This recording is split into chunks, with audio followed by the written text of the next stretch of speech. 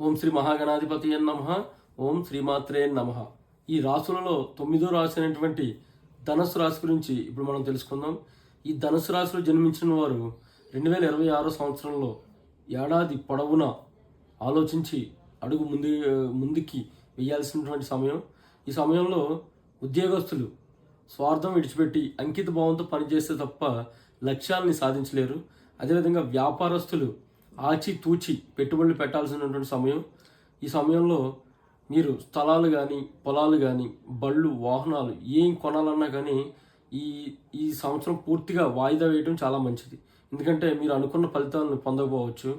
అదేవిధంగా ఆరోగ్యానికి సంబంధించి కూడా చాలా జాగ్రత్తలు తీసుకోవడం మంచిది. అదేవిధంగా ఈ సంవత్సరంలో భార్యాభర్తలు ఒకరి మీద ఒకరికి ప్రేమానురాగాలు మెండుగా ఉండే అవకాశం ఉంది.